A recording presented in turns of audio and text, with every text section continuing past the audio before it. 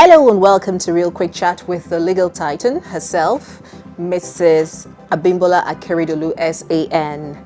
In this episode, we'll get to know her much better, and as she's fondly called, Mrs. A. So please sit tight and enjoy the ride. How are you doing today, Ma? I'm fine, thank you. And thank you very much for having me, Uche. Okay, so we'd like to know who Mrs. Akeredolu is. Who is she really? I am a lawyer, a legal practitioner. I studied law at the University of Lagos. I took a first degree in French before I took another degree in law. And then I went to the Nigerian law school and I was called to the bar. And for 31 years now, I have practiced law. I'm a wife and a mother of 3 beautiful girls. And, well, that's me in a nutshell. All right, that's so interesting to know. What would you say has been the highlight of your career? I would say that the highlight of my career was my time in office as the Attorney General of Ogun State. It's the first time a woman had ever been appointed to that office. And I don't think another woman has been appointed to that office to date. So it was quite an honor. And aside from the honor, the Attorney General of the state, at the state level, is the leader of the bar. At the federal level, the Attorney General of the Federation is the leader of the bar. So it was the highlight of my career in every conceivable way. It brought to bear all the knowledge I had acquired in the legal profession. At the time I was appointed, I think I was about 21, 22 years at the bar. And it brought to bear, I found that it challenged every experience that I had ever had. And it's like I said, as if God had prepared me for that office.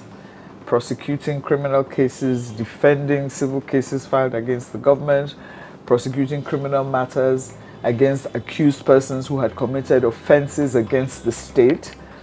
Negotiating contracts. There was the rail contract that we negotiated with the Chinese. The Chinese government gave a facility to the Ogun State government, and we negotiated. We reviewed that contract. Reviewing of laws.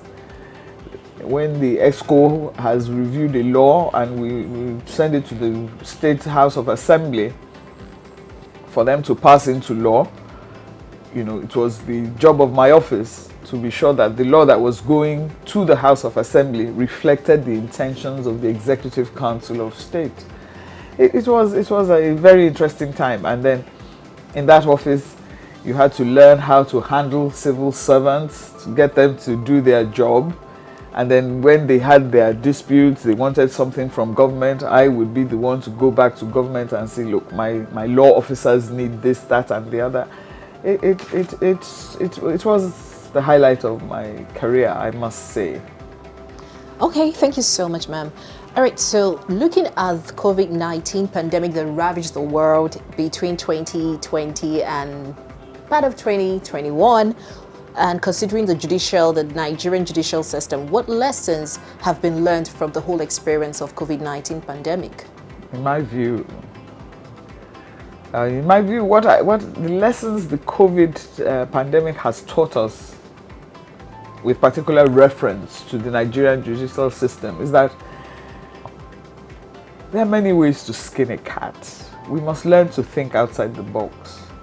And the pandemic taught us that you can do online hearing sessions.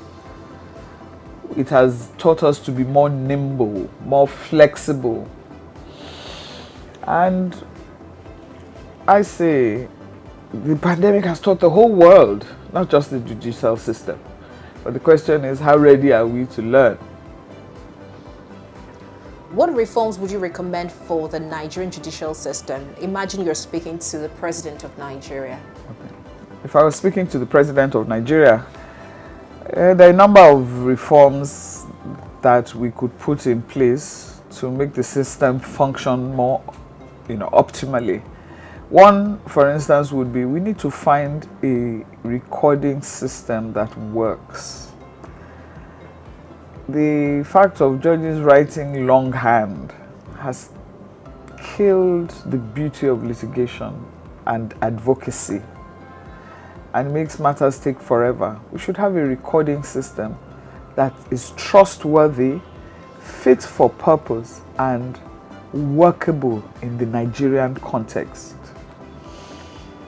If you had a good recording system, judges won't have to write longhand. Record of proceedings will become available more expeditiously. Another thing I would also be suggesting to Mr. President would be to have a body of lawyers with proven track records of impeccable integrity, and I use my words very carefully, of proven impeccable integrity to represent the bar when people are being considered for appointment as judges. Because what you find is many people join the lobby to be appointed as judges, many of whom do not have the requisite know-how, experience, and really the experience and relevant know-how, and it becomes a problem. Can you imagine a lawyer who has more experience than the judge appearing before the judge, and the judge has to deal with issues that are convoluted and very deeply legal? A judge who is not experienced, very experienced in practice, will be completely out of their league. And this, to my mind, is one of the things that contributes to the delay in the dispensation of justice. So briefly, those will be the very first quick wins I would be asking the president to work on. Okay, so let's talk a little about your work in the litigation and arbitration practice. How have you and your firm contributed to the evolution of the Nigerian legal system? I believe that we have contributed to evolution in the judicial system, legal system, by practicing in a manner that is informed totally by integrity. Our modus operandi is to draft processes that can be fit for purpose anywhere in the world. We don't cut corners. We state our case precisely as it is, put our best case forward, and put our best advocacy skills into play. And then what we also do is we operate with a lot of strategy. I always say that litigation is like warfare. If you're going to win the war, it's not just you go to the field and shoot. You must have a strategy. And in as much as I won't call it a contribution in the sense of donating money, but it blazes the trail, it sets the tone for the way that litigation should be practiced. All right, so what has been your most notable matter and what qualities made you and your team excel? Our most notable matter. For me and most members of my team, our cases are like children. A good parent knows not to have favorites. Every case is just as important as the other case. So notable matter, notable will then be informed or determined by how grievous the situation is for the client. So a client that has a very serious commercial case, at that time, is the most notable case. Okay. Then when we're able to save that client, we move on to the next notable case. So if I were to pick just one case and say this is most notable, that would be very difficult. Notable is defined by the exigencies of the moment. A client who has a very serious litigation or commercial problem is at that moment the notable case. Then when we are able to put that fire out, we move on to the next notable case, another client who has a problem that we need to deal with quickly. So in terms of notable case, it's a moving target. Okay. You are a certified arbitrator, having taken part in several high-profile arbitrations. Would you say that arbitration is the future of dispute resolution? It would have been for commercial matters. It would have been for commercial matters. But the state of Nigerian law at the moment, and this is my view strictly, the state of Nigerian law at the moment is such that even after you get an arbitral award, which is judgment in arbitration, a party can go to court and say, I don't like this award. And for some frivolous reasons, the court can look into the award. In very developed jurisdictions, there's a narrow limit of scope for the courts to look into an arbitral award. So until our law gets to that level, I hesitate to say that arbitration is the future of dispute resolution in Nigeria. Okay, so what is your advice for young lawyers, especially women who want to be excellent litigators like yourself? I wouldn't say I'm an excellent litigator. I thank you, it's a compliment, but there's still so much room for improvement. But to be a good litigator, what would I advise young women? Let me see. I would advise young women to first determine that this is really what they want to do, because it's very demanding. And you have to have an understanding partner, an understanding husband if you're a woman. And even if you're a man, you need a very understanding wife who understands that your job, your daily job is warfare, even though it's warfare with legal principles. So we're like soldiers, really. Even though we don't go to war with a gun, but our ammunition, our legal principles, and those kinds of things. So they need to be very sure that this is what they want to do. And if they then make up their mind that this is what they want to do, you need to keep reading, you need to sharpen your skills, you need to improve your communication abilities, your advocacy skills, a whole load of things. You need to buy books and keep studying, you keep improving, acquainting yourself with the latest legal principles. It's a very demanding life. So you need to be sure it's what you want to do. You must have the calling. Okay, you must have the calling. I hope they are taking note of that.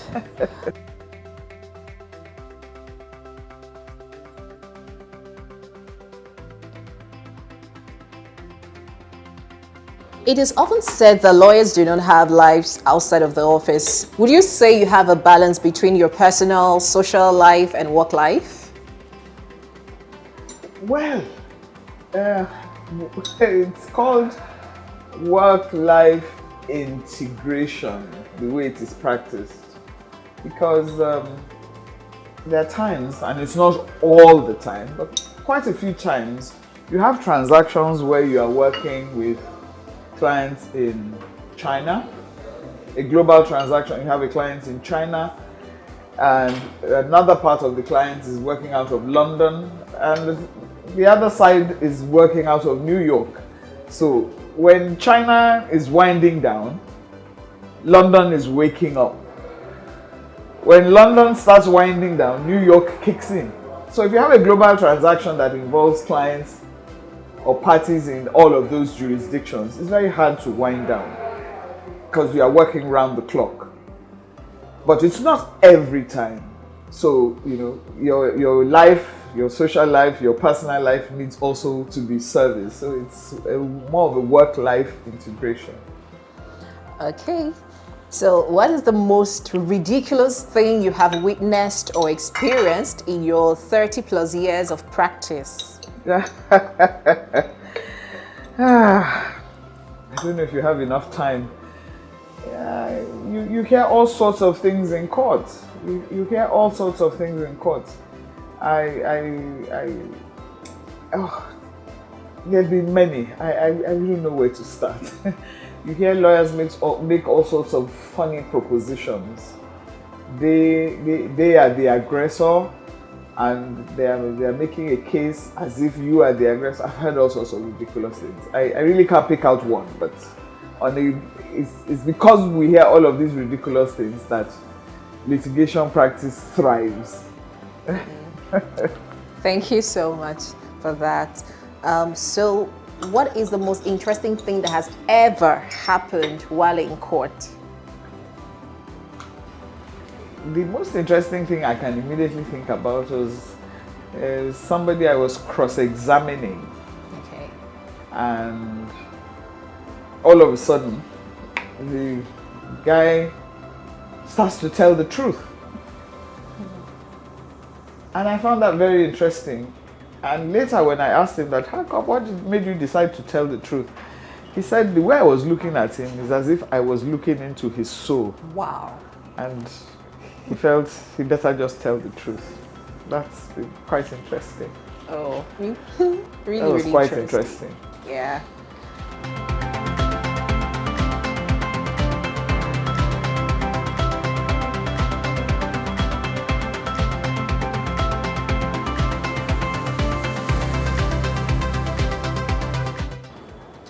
What advice would you give a young lawyer facing a legal titan like yourself in court? I don't know, I wouldn't exactly call myself a legal titan, but if you are facing a senior lawyer in court, my advice to you, even as a lawyer generally, you should be well prepared. Be prepared like the Boy Scout code. You should know your file very well. That way, no senior, no legal titan, as you say, will be able to intimidate you once you are very familiar with your facts. Once you are familiar with your file, you find that even the judge will be protective of you if you are facing somebody who is, a legal giant. Thank you so much, Ma, for your time. Could you please tell the viewers, goodbye before you leave in all the languages you speak?